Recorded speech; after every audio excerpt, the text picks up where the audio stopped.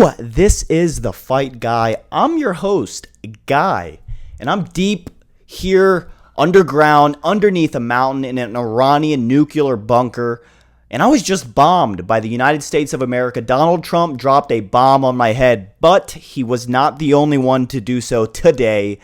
Dana White dropping bombs as well, it looks like. Jon Jones has retired from the UFC. We're going to talk about that a little bit. I'll break down the UFC Baku, Azerbaijan, whatever the hell the country's called. I'm going to break down that card. Beautiful people, beautiful country. All right, I don't want any more enemies. I'm going to give you my best reaction, my favorite moments of the entire card, and then we're going to wrap this up as fast as we possibly can. I've been a bit busy today. It's been a busy day for me. All right, these early cards don't click well with my Saturday schedule. I go to jiu-jitsu for about 2 hours or so in the morning. I wrap up around 2 p.m. All right, 12 p.m. Lunch is morning on Saturdays for me, okay? Yeah, so we're going to talk about Jon Jones retiring. This is great for three main reasons, in my opinion. One is it opens up the division for new champs, a.k.a. Tom Aspinall. Is probably going to be the champion for a little while, it looks like. Jon Jones should have fought him when he had a chance, but it's good for the sport. Opens up the division for new champs. We get to end his dodging of the top-level fighters. We don't get to watch him weasel his way out of a Francis Ngannou fight or a prime Tom Aspinall fight just to pull a 44-year-old firefighter out of a burning building, fighting him after a 4-year layoff, believe coming off of a knockout loss. I'd have to double-check Stipe's resume, and then calling himself the greatest heavyweight champion of all time, whatever.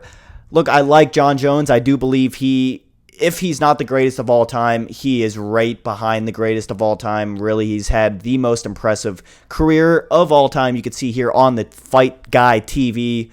But the third biggest reason is it stops stalling the UFC's lineage, the UFC's progress. This is a sport. It's a newer sport. It's a baby.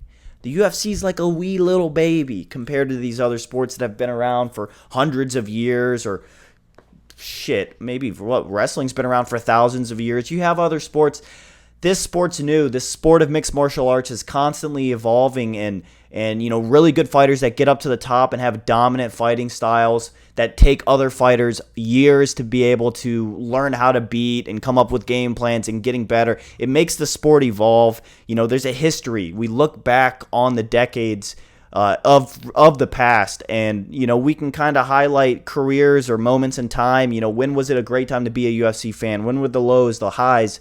And because of Jon Jones, he has made the heavyweight division kind of low. I will say the heavyweight division probably has the lowest talent pool, in my opinion. Some of the 14th, 15th ranked fighters, they don't hold a fucking candle to unranked fighters in the bantamweight division for some reason. The reason is the smaller guys are more skilled, but that's another conversation. But that shit's over. Jon Jones isn't going to hold up the lineage of the UFC anymore. He's probably going to come out of retirement and fight Tom Aspinall after he gets 2 knee surgeries in 3 years or some shit. I don't know. Not my problem. Not your problem. Jon Jones is gone, so we don't have to worry about that anymore. Let's break down this card. All right, like I said, I had jiu-jitsu this morning. I caught this fight on my way to class. I had the phone right in front of my face, right leaning up against the windshield so I could see it, and then I could see the road. Is it safe? Fuck off. It doesn't matter if it's safe. I watched this fight in great detail, missed the next couple ones on the prelims, caught the entire main card uninterrupted, and then I got home, 8 o'clock, rewatched all the prelims for you guys, mainly for me, but for you guys as well. This fight, Hamdi Abdelwahab Whataburger taking on Muhammad Usman. Now, if you follow me on Twitter, I could pull up my page here real quick. I have all my predictions here, and we could talk about them real quick. I think I had another picture that's better. There we go. We could talk about them real quick, and then I'll get back to the Hamdi-Muhammad Usman fight. But as you can see on the prelims, I got absolutely destroyed. Usually, I kill the prelims. Usually, I'll only miss one fight on the prelims, if that. I usually sweep them. I usually do really good. They're a little bit easier for me to call, and I don't have as much emotion invested in the prelims. In the main card, a lot of the times it's a fighter that I really like or appreciate. I put a little bit of emotion on the line. I want to see an upset, this or that, whatever.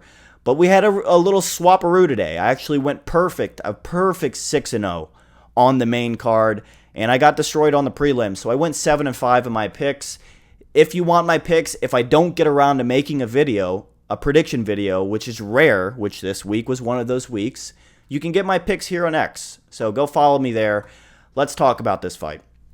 Hamdi Abdelwahab, Habib, Whataburger, Chipotle, McDonald's, taking on Muhammad Usman. I had the fast food guy to win, but Muhammad Usman looked very impressive in my opinion. He got, I don't remember what the decision was. I think it was a 29-28. I want to say Hamdi won the first round. Now my mind's getting a little bit foggy. Yeah, Hamdi definitely won the first round. Muhammad Usman looked better as the fight went on. Hamdi, as his belly suggests he just looked like he was running out of cardio faster than Usman was. Usman looks like a goddamn Alabama linebacker, and he fought like it. Usually what Usman does, Muhammad Usman, is he'll throw a jab, he throws some straight punches, and he'll creep forward. He wants to try to tackle you against a cage. He used to be a college football player, for those that don't know.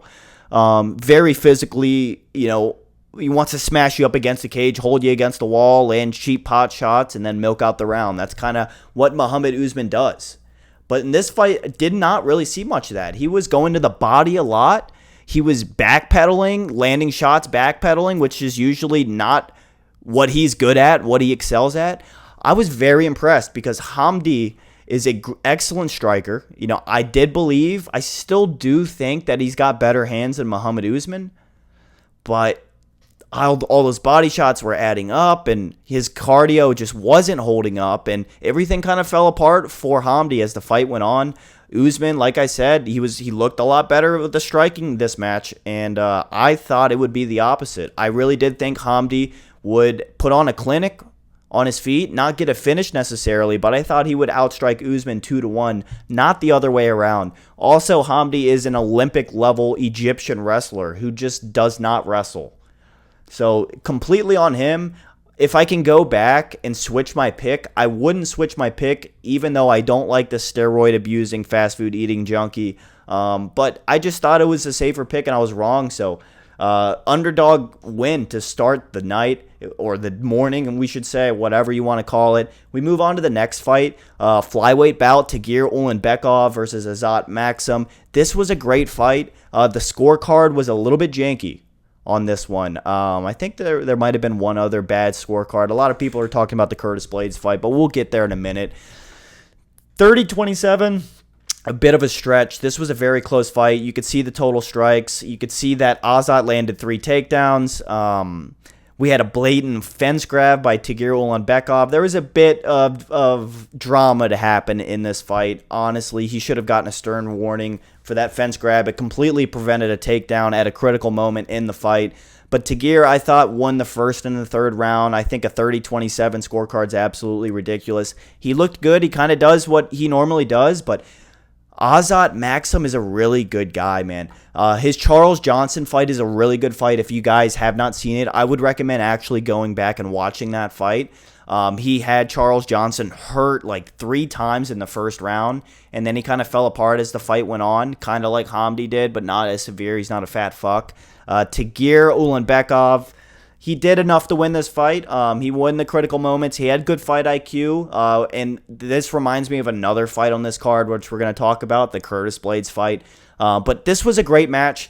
Azat Maksum is really tough. He's a really good guy. I don't remember if Charles Johnson was ranked when he fought him. I don't know how, as an unranked guy, he's getting these ranked opponents. Nonetheless, he's looking really good against them. I'm really excited to watch him develop and kind of see where he goes. But his grappling is amazing. His striking is amazing. He's got good technique. He's got power for the flyweight division. Great fight. I had Tagir Ulanbekov to win this fight. This was the only fight I got right on the prelims. I got smacked on the prelims. And we're going to talk about this next fight. I really wanted to get my prediction video out this week. It was a bit busy. I wasn't able to. I had some jokes written down. I was going to do something funny, something nice for you guys. This next fight, third fight on the prelims, Erna Alekseeva taking on Claudia Syguła. This fight completely debunked this metric I was using for women's MMA fights. If you guys have been watching my channel, you probably know what I'm talking about.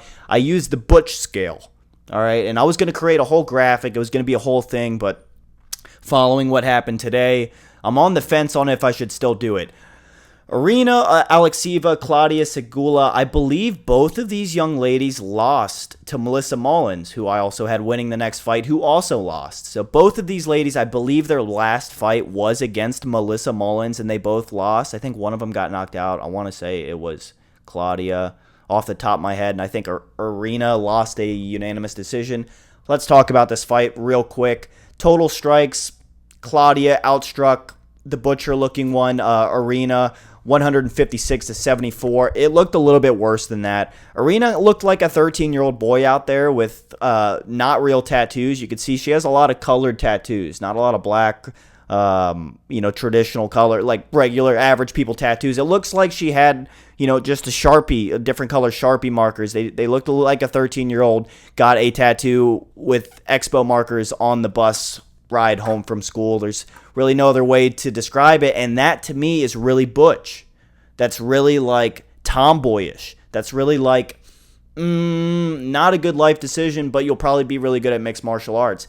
Was not the case this fight. On the butch scale, I gave Arena an 8 out of 10.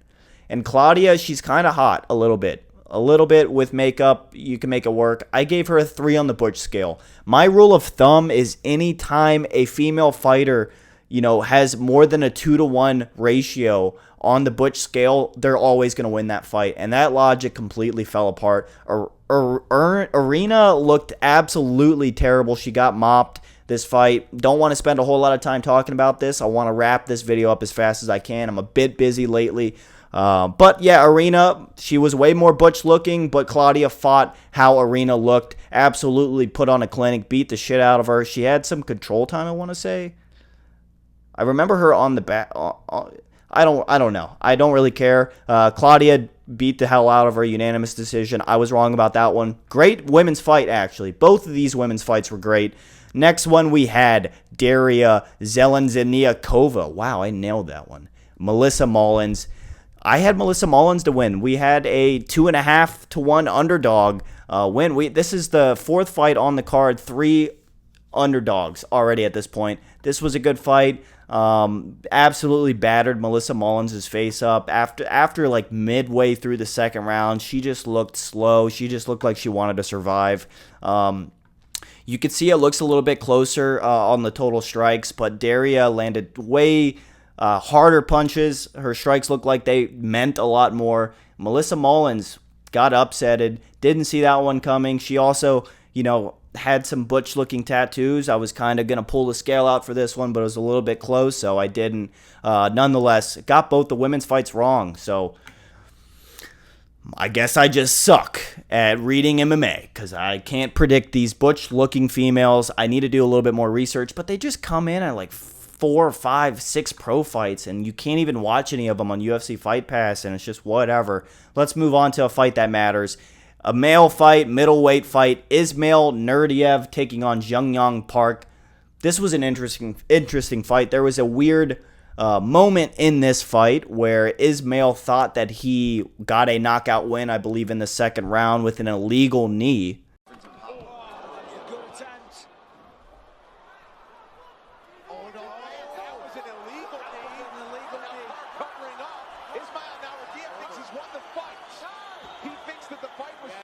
On Jung Park when he was grounded, kneed him right in the face. The ref was concerned immediately. A lot of people were concerned. Ismail just turned around, jumped on top of the cage like he just won the Nobel Peace Prize. This was a great fight while it lasted. I'd say, it was a great fight. There was a lot of back and forth in this fight. There was a 2-point deduction for that illegal knee. So Ismail had a sense of urgency for the rest of the match. After Jung Park recovered from his 5 minutes of allotted time from taking that illegal knee, he held the back of Ismail for a little bit, threatened a rear naked choke, kind of watered out the rest of the fight with control time, landed some good strikes, but Ismail's urgency, he was looking for a finish, man. He was shooting takedowns, trying to find a sub at one point. He landed some good strikes. You can see the total strikes were really close. I had Ismail winning this fight, and I do think if he didn't get that illegal knee, we would have had maybe a closer split decision. But it really changed the way he had to fight this match. And yeah, I mean, I still think he's really good. I'm really excited to watch him fight again, his next fight. And I'm excited to see who Jung Young Park gets. But Park's grappling is kind of where he needs to stick. I don't think he can swing with any of the ranked middleweights. So, you know, I think it's no secret. He's got like 12 submission wins, I believe. I might be talking out of my ass. I think he's got like 12 submission wins. His grappling looks pretty good. His striking kind of mid. I think Ismail has better striking, but obviously got outstruck by Jung Young Park. So it was a great fight. Excited to see who both these guys get next. And we move on to a big upset. A lot of people had Oban Elliott winning this fight. Oban Elliott taking on Sokyan Ko. Sokyan Ko looked very, for a UFC debut, right? He had a Dana White Contender Series fight. This was his first fight in the UFC. Very, the message was sent. I'll say that. He definitely sent a message with this performance. Beat the shit out of Oban Elliott everywhere. I mean, you could see the total strikes, 80-19. Outstruck him on his feet. He had his hands down. He was so comfortable. So comfortable against such a dangerous guy, Oban Elliott. He had a full fight camp. He was supposed to fight, what was it, like 2 or 3 weeks ago? Could not get a visa to the was it to the U.S.? I believe so. I believe he was supposed to be on an Apex card. He couldn't get his visa. They rebooked him to fight on the Azerbaijan card, and he had all the time in the world. He was in the best shape of his life. No injuries that I'm aware of. There was really no excuse to get beat this badly. Maybe considering dropping down to the lightweight division. I don't know what's next for Oban Elliott. I was shocked. Everybody was shocked. In my group with Consensus Score on Twitter, all of us picked Oban Elliott to win this fight. So this was a big upset.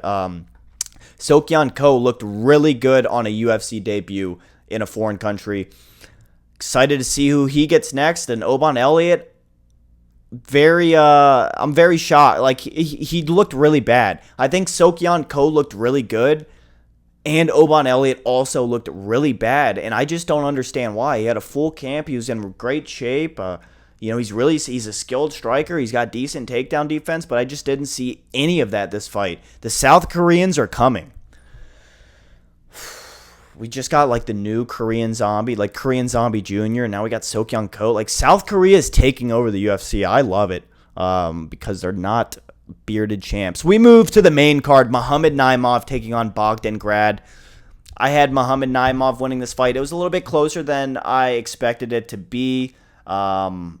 You know, he landed some good strikes. I thought he had more than one takedown, but I'm not remembering it clearly. This fight, there's not much I want to say about this fight. I knew Muhammad Naimov would win. I thought he had better wrestling, but his striking actually looked on point this match. Not much to say. I actually missed a little bit of this fight, and I don't really care too much, so I'm just going to move on to the rest of the card, which is absolutely fireworks, in my opinion.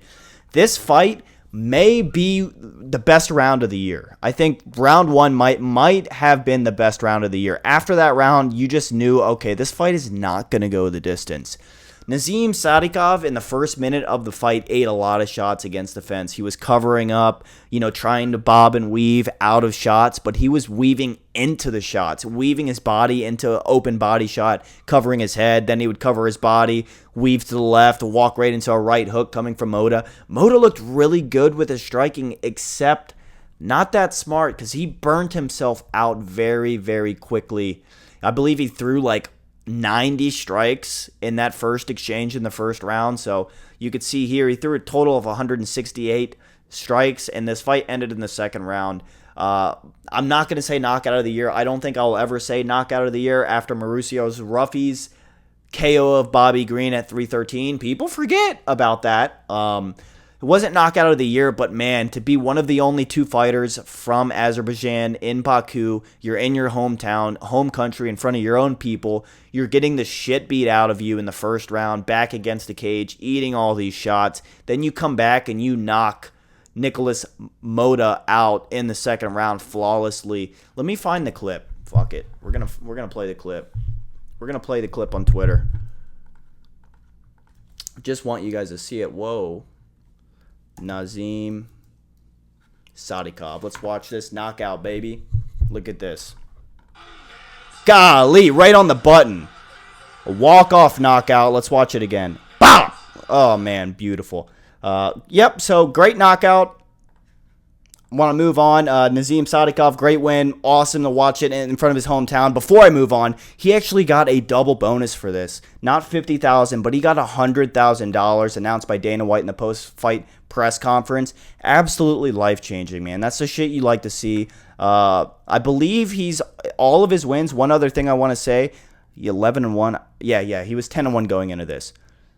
He's on an 11-fight win streak. I believe he lost his first pro fight, so a dangerous contender in the lightweight division, another dangerous contender in the lightweight division, a knockout artist at that, and he's got a chin. He's durable. He could hang in there and face adversity. That was amazing to see. We move on to the next fight. Tofik Musayev taking on, what is this? This guy's first name doesn't even have a single vowel in it, just one at the end. I like Orolbai. I've never seen his first name before. I've watched this guy fight half a dozen times. I liked him. I had him to win. I'm going to try to pronounce it. Miktibek Orolbai taking on Tofik Musayev. This was a great fight while it lasted. I actually want to show you guys a picture from the Orolbai submission. It looked, geez, can you just copy the damn thing? Copy. Paste, thank you. I actually have it on my Twitter. Let's check it out. Media, here. This is the face of greatness. He's screaming in pain. At the end of round one, Orolbai had, I forgot what position he had right before this, but this is a Kimura position. He isolated the arm. Yeah, he was in like a guillotine almost. Musayev had him in like a guillotine from side control, which is retarded. You're never going to get that. He had his arm over Orolbai, and then Orolbai just kind of pushed the arm out, isolated it, and that's Kimura City all day. Steps over the head here. This is the face of a man in a lot of pain. Beautiful. Absolutely beautiful. He would have gotten a performance bonus if he didn't miss weight by 10 pounds. This fight was at catch weight 165. Like I said, Orolbai missed weight, but, weight cutting isn't easy. If it was, a caveman would be able to do it. Orolbai looks like a literal caveman. Look at him. His eyes are 1 centimeter apart. I don't care. I love him. He looks like a Teenage Mutant Ninja Turtle, and goddamn it, he fights like one too. Great win for Orolbai. I'm excited to see who they give him next. Oh, there was 3 fighters from Azerbaijan. My bad. Completely forgot about him. I guess Nazim Sadykhov completely stole the spotlight out away from him. Also, Rafael Fiziev looked good. We'll get there in a minute. Excited for this fight. Curtis Blaydes, Rizvan Kuniev. A lot to say about this fight, all right? At first, I was a bit confused even while watching it, and I got a lot of clarity in the post-fight interview from Curtis Blaydes, which explained a lot. A lot of people on X, a lot of people on Twitter, social media were saying, oh, robbery. Oh, this was a robbery. Kuniev obviously won. Curtis Blaydes wanted to get out of there. It was not a fucking robbery. Robberies are blatantly obvious. Robberies are like, oh, yeah, this guy's going to get a 29-28 decision. And it's like a 30-27 the other way. That's a robbery. They happen. This wasn't one of them. Curtis Blaydes, will start round by round analysis here. First round, Curtis Blaydes looked amazing. He grappled Kuniev almost the entire time. I wish this would show the control time, but it doesn't. Curtis Blaydes just grappled Kuniev the entire first round, and I was thinking, oh man, this is going to be a walk in the park. Curtis Blaydes wasn't trying that hard either. It looked like he was like warming up. Like when I go to jiu-jitsu, for the first 10 minutes of class, we do like a wrestling warm-up. We roll around a little bit maybe if we have time, but we wrestle. We start on our feet, work on setups, work on takedowns. It looked like Curtis Blaydes was just warming up. That's why I bring that up. He wasn't sweating a beam of sweat that first round. He was just like, oh, all right, he's moving to the right side. I'll just slide this hand over the shoulder. No problem. Now he can't move. Oh, I'll just grab the hip, close him in this way. Curtis Blaydes looked like he was just going through the motions for the first round, dominating Kuniev. I think he even landed the better shots on the feet in that first round. Second round, before we get to the second round, something happened at the end of round one, nobody knows about. I didn't know about until the post-fight interview, and that was Curtis Blaydes hearing his own MCL pop. He said in the post-fight interview, yeah, I heard my MCL pop in the first round. Made a lot of sense. Curtis Blaydes had good head movement. He landed better strikes on his feet, and his grappling was flawless the first round. Second round, does not try to grapple at all. He's on his feet. He's not moving his head very well. He's eating a lot of strikes. You start to see his eyes swell up a little bit. Very clear 10-9 round for Kuniev. So we're tied at 19 going into the third. And I knew something was off. In the third round, you saw Curtis Blaydes mixing in grappling. He wanted to get clinch control time against the cage. When you're holding a guy against the cage, it is control time, like it or not, and the judges will score it accordingly. Curtis was popping little shots like this. This is an actual representation of what the shots look like. They were not powerful. This is the exact power that Curtis Blaydes was using. But he knows on the scorecard, numbers matter. And each one of these is a number. So when he's controlling Kuniev against the cage, and he's not necessarily doing damage, but he is raking in the numbers. That's why you see the total strikes 101 to 58. I can tell you right now, Kuniev's strikes were 3 times as powerful as Curtis Blaydes' strikes this match. He landed just 100 little pot shots at the end, or for the duration of the third round. He won that third round. All right, there were moments where I thought Curtis Blaydes was going to get knocked out. Absolutely. Kuniev's boxing is amazing. Absolutely. Kuniev's grappling got better as the fight went on. I don't want to say absolutely. It did. But with Curtis Blaydes' MCL, I don't know how much he was limited. I haven't torn my MCL. I've torn an LCL, and I know it's not fun. Anything with your knee is not fun. Anything with those tendons, those ligaments, not fun. Extremely limiting. I don't know what he was going through that fight, but it was a fight IQ thing. He knew he was not going to knock Kuniev out. He knew he probably couldn't submit Kuniev. He couldn't even get him down. But what could he do? Pin him up against the cage, get control time, land pot shots, and he's eyeing the clock. I'm watching him eye the clock with like 4 minutes left of the third round. 3 minutes, 40 seconds. 3 minutes left of the third round. 2 minutes, 30 seconds. He's constantly looking at the clock because he's in a lot of pain. He knows that he just has to hold Kuniev here and get his numbers up. It was a veteran move is what it was. So it was very impressive considering the circumstances. A lot of people are saying everything else on X, on social media. You take it how you see it. That's how I saw it. Great win for Curtis Blaydes. 29-28 of a very, very, very close fight. Very close fight. There's an account on X called Verdict MMA. I'll show you the account. You guys should give them a follow. They're really good. But they'll do scorecards. And they'll do like very technical, considering every second of control time, every total strike thrown, and they'll score it. And they'll show the differentials. And I just want to show you real quick the Curtis Blaydes fight was off. He only won that third round by 5/100ths of a point. A very close round. I mean, the last 20 seconds, the last 10 seconds could have swayed this for Kuniev. So very, very veteran moves. High fight IQ moment for Curtis Blaydes in that third round to steal that win. Saved a lot of people's parlays, including my own. Co-main event. Absolutely amazing fight here. Rafael Fiziev, Ignacio Bahamondes. This was a great fight. I picked Rafael Fiziev to win. Like I said, I had perfect predictions for the main card of this fight card. Ignacio Bahamondes, he's an absolute assassin. Both these guys are ninjas. All right, I know that he's got these spinning kicks, these roundhouse kicks, all kinds of crazy strikes in his arsenal. Rafael Fiziev does too. Rafael Fiziev can be having a conversation with you like this and kick you right in the face without moving. He kind of has like these Alex Pereira kicks where he will just throw a kick up at your head and his body barely moves at all. You won't be able to tell it's coming. Fiziev looked really good. I think he landed the better strikes.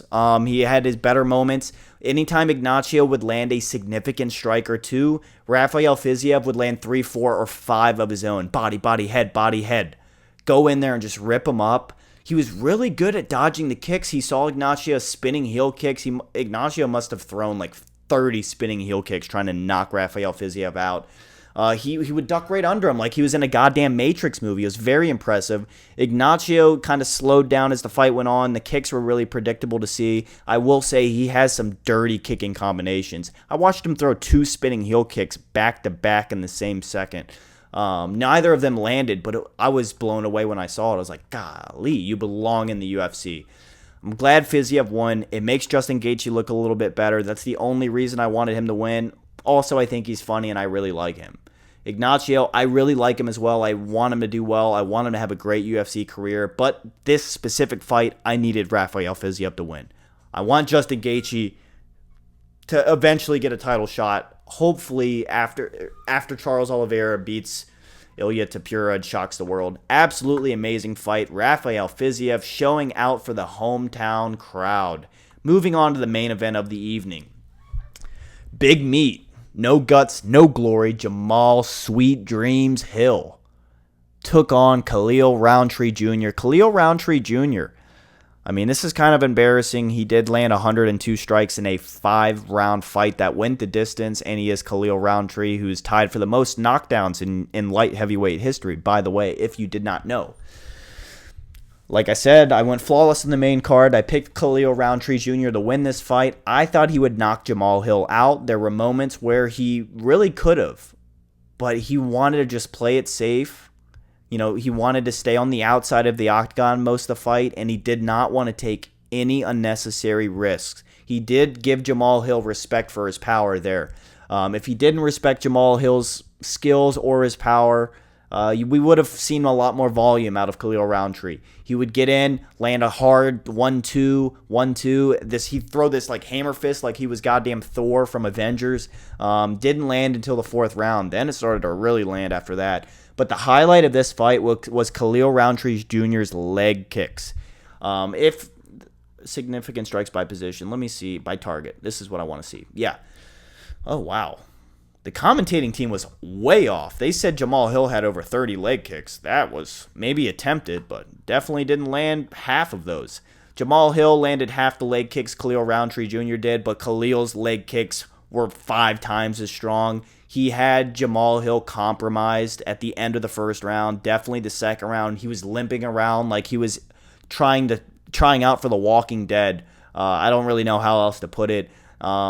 He should have attacked the legs more often. He honestly just should have put a lot more volume out, but he knocked Jamahal Hill down like 2, maybe 3 times this fight, had him limping around on broken legs, smacking him in the face. He just looked better absolutely everywhere. We didn't see a second of grappling this fight, which was beautiful, and I like grappling, but these are 2 strikers, and you want to see the 2 strikers go at it. I do wish this was probably in an Apex fight. This is one of the fights I rarely wish was at the Apex, just so we could see these guys more condensed in a smaller cage, but always good to have a crowd behind you.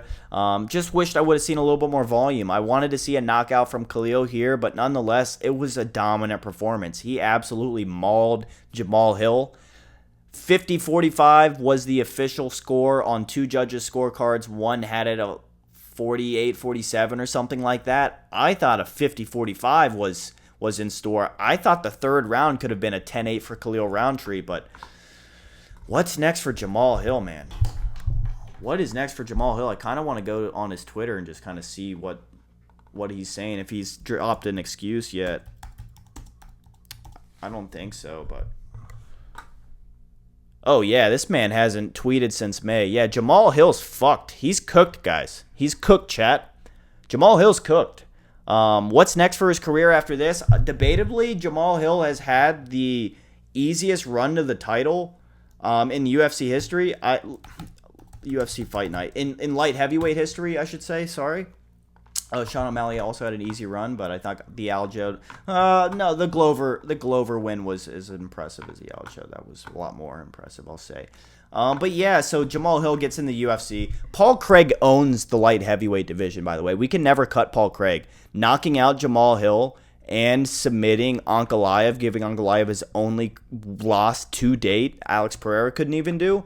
Let's talk about this. After the knockout loss from Paul Craig, he knocks out Jimmy Crute, he knocks out Johnny Walker, knocks out Diego Santos. It is impressive to go on a 3-fight knockout streak like that, but then to get an immediate title shot for Glover Teixeira, where he loses to Glover's prodigy, Alex Pereira, and he's on a 3-fight skid just like that. It's scary. You know, what's next for Jamahal Sweet Dreams Hill? I think Carlos Ulberg would be a great fight for Jamahal Hill. I would love to see Carlos Ulberg and Jamahal Hill go at it, but that's all she wrote, really. You know, It's UFC Baku. We have International Fight Week next weekend. I'm going to try to get a video out in the next 2 days. All right, it is Sunday night when I'm uploading this, but please give this video a like. Subscribe to my channel if you're new here. You want to see more breakdowns, predictions, other stuff. I have a new show idea I think I'm going to pitch here this summer. I'm very excited for it. It's going to be a monthly show here. We'll talk about it more in my next video, but that is it for now. This is The Fight Guy. I'm Guy. Thank you so much for watching, and I'll see you in a couple days.